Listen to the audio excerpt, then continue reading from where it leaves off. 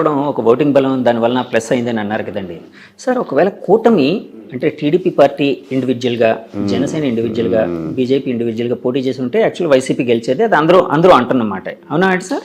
Depends sir. అది అప్పుడు అంటే చాలా ఫ్యాక్టర్స్, ఇది హైపోథెటికల్ క్వశ్చన్ కాబట్టి అది ఫర్ సపోజ్ టీడీపీ ఇండివిజువల్గానే ఈసారి మనం ఎవరితో కలవము, మనం ఇండివిజువల్గా వెళ్దాం, ఈసారి ఎందుకు కొట్టడం చేస్తాం, రాష్ట్రం అన్యాయం అయిపోతుంది, ఏదో వాళ్ళు చెప్పాలనుకుని చెప్తారు కదా, అలాంటి ఫేజ్లో వెళ్ళి, అలాగే జనసేన కూడా 175 నియోజకవర్గాలు మనం ఇది ఇండివిజువల్గా పోటీ చేద్దాం, ఇది ఈ క్యాండిడేట్లు నేను ముందుగానే ప్రకటిస్తున్నాను, పలానా రాము గారు ఇక్కడి నుంచి కంటెస్ట్ చేస్తారు, పలానా రవి గారు ఇక్కడి నుంచి కంటెస్ట్ చేస్తారు, లేదా పలానా 50-60 నియోజకవర్గాలే కన్సాలిడేట్ చేద్దాం, మనం మొత్తం వద్దు 50కి 50 కొడదాం అన్న ప్లాన్తో వెళ్తే వేరే రకంగా ఉంటుంది.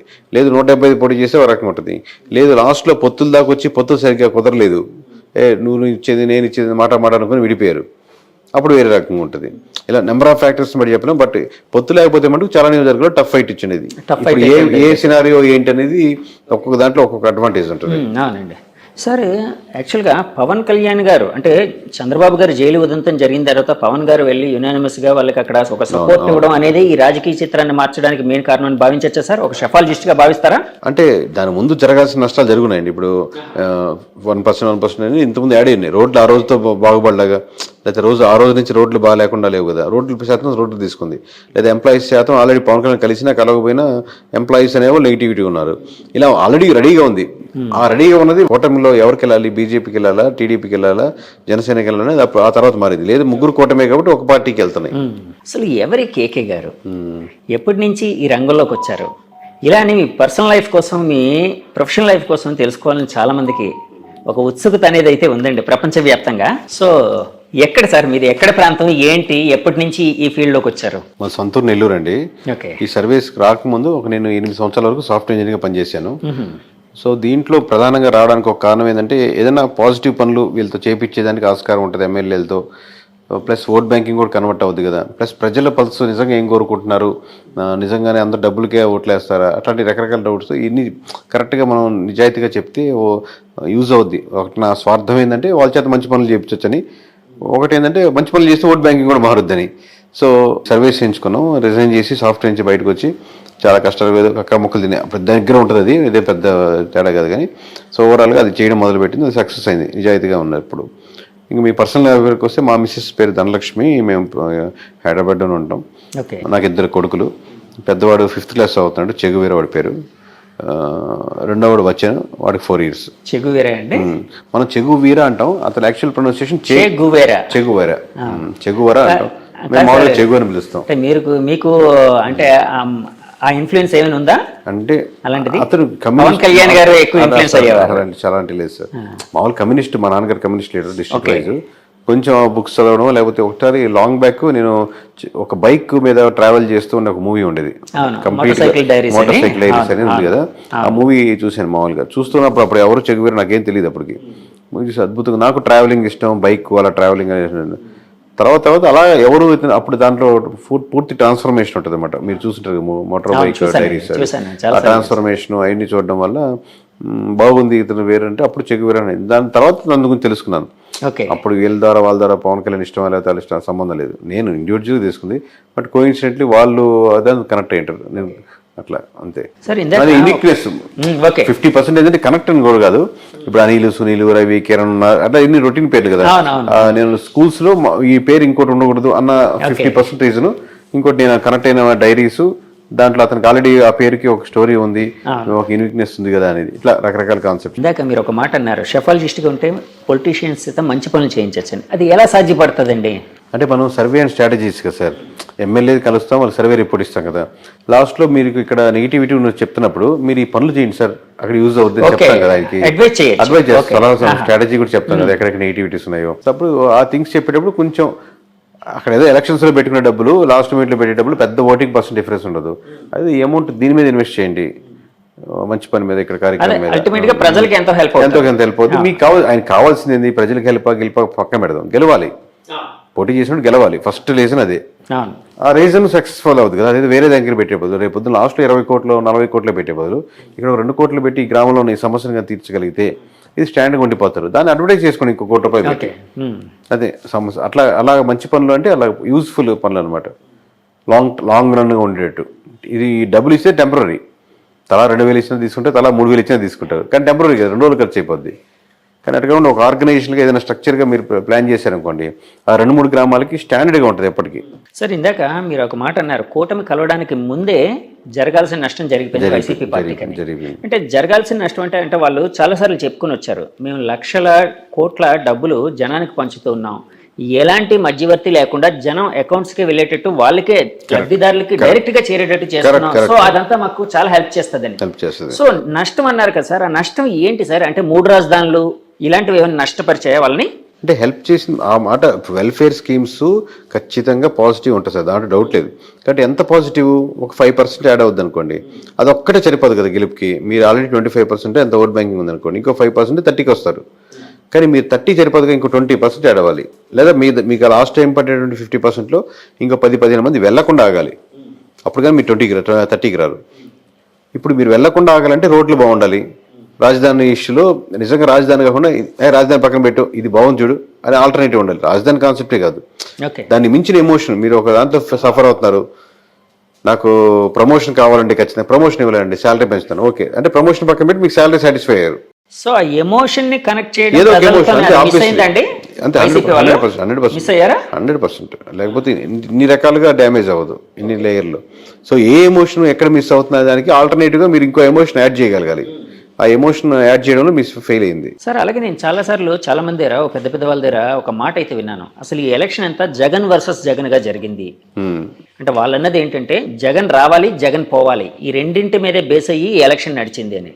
ఇలాంటి స్టేట్మెంట్ ని మీరు అంటే యాక్సెప్ట్ చేస్తారా, ఏకీభవిస్తారా, లేకపోతే డినై చేస్తారా? అంటే పార్షియల్ కరెక్ట్ ఉందండి. పోయినసారి చంద్రబాబు రావాలి, చంద్రబాబు పోవాలి అన్నట్టు జరిగింది అనుకున్నాం అనుకోండి. అబ్వియస్గా 2 పార్టీల మధ్య ఓటు బ్యాంకింగ్ జరుగుతున్నప్పుడు 2 పార్టీలో ఎవరికి చంద్రబాబు జగన్ అనుకుంటున్నారు. వీళ్ళు చెప్పేటప్పుడు జగన అని వీళ్ళు దాన్ని ప్రమోట్ చేస్తున్నారు. బట్ యాక్చువల్లీ ఏంటంటే ఏ నియోజకవర్గంలో ఆ నియోజకవర్గంలో ఓటేస్తారు. ఇప్పుడు మొత్తం రాష్ట్ర వ్యాప్తంగా నా ఓటు రిప్రజెంట్ చేస్తున్నాను అని కాదు కదా. నా నియోజకవర్గంలో ఈ ఎమ్మెల్యేకి వేద్దామా, ఎమ్మెల్యేతో పాటు చంద్రబాబుని కూడా చూసేద్దామా, ఎమ్మెల్యే చెడ్డోడు కానీ తెలుస్తుంది, కానీ చంద్రబాబు మీద నాకు అభిమానం ఉంది వేద్దాంలే, అది వీడు చాలా మంచివాడు ఎమ్మెల్యే, కాకపోతే జగన్ మీద నాకు వ్యతిరేకత ఉంది వీళ్ళేంలే. సో ఈ ఫ్యాక్టరీ ఒకటి ఆలోచిస్తాడు. వీడు ఓవరాల్గా జనం అని అనుకోడు, నేను తన ఓటు తమ అంటే వాళ్ళ ఇంట్లో వాళ్ళు ఓటు ఇన్ఫ్లుయెన్స్ చేయగలుగుతాడు. కన్సాలిడేట్గా మనం చెప్తున్నప్పుడు మనం యాజ్ ఏ సర్వే దాంట్ నుంచి వచ్చాం కాబట్టి కన్సాలిడేట్గా ఆ ఓట్ బ్యాంకింగ్ ఎలా వెళ్తుంది అనుకుంటాం. దాంట్లో నెగిటివిటీస్ ఏంది, పాజిటివిటీస్ ఏంది, ఏ ప్రాంతానికి ఆ ప్రాంతానికి బట్టి తగ్గట్టే. సార్ రాష్ట్ర వ్యాప్తంగా వైసీపీ పతనానికి ముఖ్యమైన కారణాలు ఏమైనా ఒక 2-3 చెప్పాల్సి వస్తే ఏది మెయిన్ కారణంగా చెప్తారు? పతనం అనేది కరెక్ట్ కాదు సార్. పతనం అనేది పొలిటికల్ పతనం ఎందుకంటే వాళ్ళు 30% ఓట్ బ్యాంకింగ్ ఉంది, వాళ్ళ ఓట్ బ్యాంకింగ్ వాళ్ళకి స్టిల్ ఉంది. మీరు 100 మందిలో 30 మంది నిలబడ్డారు, 70 మంది నిలబడ్డారు. ఇటు మనకి ఇట అల్గారిథమ్స్ లో మనకు ఉన్నటువంటి rules and regulations government of ఇండియాలో ఉన్నట్టు కాబట్టి మెజారిటీ ఓట్ బ్యాంకింగ్ బట్టి సీట్లు రావు కాబట్టి ఓన్లీ నియోజకవర్గాల బారు కాబట్టి మీకు తక్కువ కనపడుతుంది. కానీ 130% మంది అంటే చిన్న నెంబర్ కాదు. ప్రతి కోట్లో 30 లక్షల మంది ఉన్నారు. సో సీట్లు అంటే ఇప్పుడు ఇందా చెప్పినట్టు ఒక్కొక్కటి ఫ్యాక్టర్. ఇందా చెప్పినట్టు రోడ్డు కావచ్చు, అక్కడ స్కూల్స్ కావచ్చు, హాస్పిటల్స్ మంచి డెవలప్మెంట్ లేకపోవడం కావచ్చు, రకరకాల ఫ్యాక్టర్స్. అంటే ఏదో ఒక ఎమోషనల్ కాంటాక్ట్, ఏదో ఒక రీజన్ అయితే అంటే స్టేట్ వైడ్ గా ఏదో కారణం ఉండే అవకాశం ఉంది కదండి. అట్లాంటిది ఏదంటారు? అంటే ఒక షెఫాలజిస్ట్ గా మీరు స్టేట్ వైడ్ గా అదే సార్. ఇప్పుడు మీకు ఇప్పుడు అంటే మీకు వన్ సైడ్ కనపడింది కాబట్టి అలా అనిపిస్తుంది. ఇప్పుడు రాజధాని స్టేట్ వైడ్ జరిగింది అంటే రాజధాని మీకు కృష్ణా గుంటలో ఉన్నట్టు మీకు శ్రీకాకుళంలో ఉండకపోవచ్చు, రాప్తాడులో ఉండకపోవచ్చు. రాప్తాడు ప్రజలు మనకు అమరావతిలో ఉండే రాప్తాడు ప్రజలు రాప్తాడు సమస్యల మీద వేస్తుంది. అలాగే స్టేట్ వైజ్ ఉన్న డెవలప్మెంట్ మీద కూడా చూసుకుంటూ ఉంటుంది. అలాగే కొంచెం ఎమ్మెల్యే మంచివాడైతే కొంచెం కన్సిడర్ అవుద్ది. అయితే 2-3 సార్లు ఓడిపోయినాడు, ఈసారి గెలవాలన్న సానుభూతి అవుద్ది. ఓవరాల్ జనరలైజ్గా స్టేట్మెంట్ చెప్పలేము. కూటమి కట్టడం జనరలైజ్గా స్టేట్మెంట్ చెప్పుకోవచ్చు. కూటమి రాష్ట్ర వ్యాప్తంగా అడ్వాంటేజ్ అయింది. అంటే నేను చాలా మంది మా ఛానల్ తరఫున కొంతమంది పబ్లిక్ బైట్స్ తీసుకునేటప్పుడు చాలా మంది ఏమనేవారంటే, అంటే కూటమిని యాక్సెప్ట్ చేసే వాళ్ళందరూ వెల్ఫేర్ అనేది ఉంది కానీ డెవలప్మెంట్ లేదు, సో డెవలప్మెంట్ లేకపోవడమే మాకు చాలా ఇబ్బందికరంగా ఉందని ఎవరు. ఆ డెవలప్మెంట్ లేకపోవడం అనేది రాష్ట్ర వ్యాప్తంగా వైసీపీని ఓడించడానికి కారణమై ఉండొచ్చా సార్? డెవలప్మెంట్ మీరు కొన్ని విషయాలు చేసినప్పటికి కూడా ఆ నియోజకవర్గంలో వాళ్ళు they have to feel this development. నాకు మంచి స్కూల్స్గా మార్చారు. ఈరోజు నా పిల్లవాడిని మధ్య తరగతి నాకు 30,000 వస్తున్నాయి, నేను ప్రైవేట్ స్కూల్ కట్టి 20,000 కట్టి పంపించాల్సిన అవసరం లేదు. ఈరోజు మంచి జగనన్న స్కూల్స్ బాగున్నాయి, నేను దానికే పంపిస్తాను. అందరూ అలా ఊర్లో ఎక్కువ మంది వెళ్తున్నారు అనుకోండి, ఆబ్వియస్గా మీరు వాళ్ళకి అడ్వర్టైజ్ చేసుకోనక్కర్లే. అట్లాగా. సో అదేం ఫ్యాక్టర్ కాదంటారు సార్, అంటే మారుతూ ఉంటుంది అంటారు డెవలప్మెంట్ అనేది ఏ ఊరు సమస్య ఊరి మీద ఉంటుంది. ఓకే సార్, ఇప్పుడు మీరు 2019లో సర్వే, మీ ఫస్ట్ సర్వే కదండి ఫస్ట్ సర్వే అది చేసిన వెంటనే చాలా ఇది వచ్చింది. అప్పట్లో మీకు ఏమైనా ఫోన్ కాల్స్ ఏమైనా వచ్చాయా సార్? వచ్చేసరి ప్రస్తుతం ఎప్పుడు వస్తుంటే, ఇప్పుడు ఈ మధ్య 4 రోజులు రావట్లేదు, కానీ మామూలు బెదిరింపు కాల్స్ లేకపోతే ఇలా చేయండి, ఇలా చేస్తారు, ఎలా చెప్తారు అన్నారు. పోనీ మీరు ఒక నెంబర్ చెప్పండి సార్ అంటారు. అంటే ఎమ్మెల్యేస్ నుంచి, మినిస్టర్ నుంచి నాకు రాదు. నాకు ఒక అడ్వాంటేజ్ ఏంటంటే, నాకు అన్ని పార్టీల నుంచి తెలిసిన వాళ్ళే కాబట్టి, సన్నిహితులే. అది మనం వర్క్ చేసిన క్లయింటే. సన్నిహితం అనుకుంటే కూడా క్లయింట్ అనొచ్చు, ఎందుకంటే ఆ డిఫరెన్స్ ఉంటుంది. సన్నిహితం అంటే క్లోజ్నెస్ అయిపోతుంది. సో క్లయింట్సే కాబట్టి మ్యూచువల్ రెస్పెక్టే ఉంటుంది. అది వాళ్ళు వేరే ఆ జిల్లాలో వేరే వాళ్ళు తెలియకపోయినా కేకే నాకు తెలుసు బాగా చేస్తారు అని వాళ్ళు వెళ్తుంటారు కాబట్టి నాకు వాళ్ళ నుంచి థ్రెటన్ కాల్స్ ఉండవు. కింద ఉండేటువంటి ఎవరైనా విలేజ్లో ఉండే చిన్న వాళ్ళు, పార్టీ మీద అభిమానంగా ఉండేవాళ్ళు ఒకసారిగా జీర్ణించుకోలేరు కదా. 151 అయినా జీర్ణించుకోలేరు, ఇప్పుడు 161 వస్తాయని చెప్పినా జీర్ణించుకోలేరు. వాళ్ళ కోపం అనమాట, మన పార్టీ ఎలా పోద్ది అని ఫ్రస్ట్రేషన్ అలా ఉంటుంది. అంటే చాలా సార్లు నేను విన్నది ఏంటంటే పెయిడ్ సర్వేలు ఎక్కువైపోయి ఇలానే మీరు 160+ అని చెప్పారు కదండి. అప్పుడు మిమ్మల్ని కూడా ఒక పెయిడ్ సర్వేగా ఘాటును కట్టిన సందర్భాలు ఉన్నాయా సార్? మొన్న ఉంటాయండి. ఆ ట్రోల్స్ పంపించేవాళ్ళు అప్పుడు ఎలా చెప్తారు, లేకపోతే వీళ్ళకి అమ్ముడు పోయారు, లేదా వాళ్ళకి అమ్ముడు పోయారు ట్రోల్స్ అని. కాసేపు ట్రోల్స్ చూసి ఎంజాయ్ చేసుకోవడం అంతే. తర్వాత రిజల్ట్ వచ్చాక ఇంకేం ఉండదు, చూసుకునే ఏం ఉండదు. ఇప్పుడు ట్రోల్ లేదు కదా, ఓన్లీ పాజిటివ్ ట్రోల్స్. తర్వాత రావు కదా మళ్ళీ ఆపర్చునిటీస్. ఆ ట్రోల్స్ చూసి ఎంజాయ్ చేసుకున్నాం, బాగా చేశారు ఆ ట్రోలింగ్ అని. సార్ ఇప్పుడు ఇంత యాక్యురేట్గా మీరు నెంబర్ చెప్పినప్పుడు చాలా మంది పెద్దవాళ్ళు కూడా ఎవరైనానే చాలా మంది మీకోసం సెట్ చేస్తున్న ఇది కూడా తెలుసు. ఎందుకంటే నేను నిన్న మురళీమోహన్ గారిని కలిసినప్పుడు కూడా ఆయన అన్నారు, కేకే గారు అనే ఆయన ఎవరో చాలా బాగా చేశారండి, ఆయన కలవాలి అని కూడా అన్నారు. సో అలాగా పొలిటికల్ పార్టీలు అయితే ఇంకా ఎక్కువ ఇంట్రెస్ట్ పే చేస్తుంటాయి ఎవరైనా ఇంత యాక్యురేట్గా చెప్పారని. అలాగా టీడీపీ పార్టీ అధినేత నుంచి కానీ ఇంకా వేరే పార్టీల అధినేతల నుంచి కానీ మీకు ఫోన్ కాల్స్ వచ్చాయండి? అంటే ఎలక్షన్స్ రిజల్ట్ నుంచి ఎవరెవరు వచ్చారు అంటే చంద్రబాబు దగ్గరికి వెళ్తాం, లేకపోతే పవన్ కళ్యాణ్ దగ్గరికి వెళ్తాం అని చెప్పి నేను తీసుకెళ్తాను, నాకు బాగా క్లోజ్ లేదు అన్నట్టు.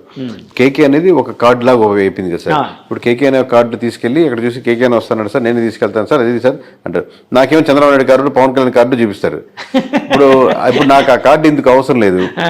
ఇప్పుడు నేను విజిటింగ్ కార్డు అవసరం లేదు, నేనే విజిటింగ్ కార్డు అయ్యాను కాబట్టి. సో నేను అట్టని చెప్పి బలుపుతోనే వెళ్ళాను కాదు. ఇప్పుడు ప్రమాణ స్వీకారానికి వాళ్ళ ఇండివిజువల్ సెక్షన్. మనం ఏంటంటే మన పని మనం చేసేసాం. దీపంగా ఎట్లా ఉంటాయి నిజంగా వాళ్ళకి అవసరం ఉండి ఫోన్ చేశారు అనుకోండి. ఇప్పుడు వైఎస్ఆర్సీపీ నుంచి ఎవరో ఫోన్ చేశారు, ఇక్కడ కలుద్దాం సార్, మాకు ఒకసారి చెప్పండి విశ్లేషణ ఎలా ఉంది, ఎందుకు జరిగింది ఓట్ బ్యాంక్. నేను దానికి నో అని చెప్పను. వాళ్ళకి కావాలనుకున్నప్పుడు వాళ్ళే అప్రోచ్ అవుతారు కదా. మనం వెళ్ళి కాల్ చేసి కలవాల్సిన అవసరం ఏముందని. మన వర్క్ కాదు కదా వాళ్ళు కలిసి కంగ్రాచులేట్ సార్ మీరు గెలవడానికి నాకు ఎంతో ఆనందాన్ని వస్తుంది అని అటాచ్డ్ అయిపోదాం అనేది ఉండదు. కంగ్రాచులేషన్ కాల్స్ అయితే వస్తూ ఉంటాయి కదండి పెద్దవాళ్ళ దగ్గర నుంచి. అవి 100 కాల్స్ సార్, అవి 1000 కాల్స్, 100,000 కాల్స్. నేను చెప్పిన సోకాల్ నా పేర్ల నుంచి ఏమైనా వచ్చాయండి? అంటే వాళ్ళ తరపు నుంచి ఎవరో పక్కన నుండి ఫోన్ చేస్తుంటారు కదా, చాలా హ్యాపీగా ఫీల్ అయ్యారు సార్, సార్ చెప్పమన్నారు ఎట్లా చెప్తారు.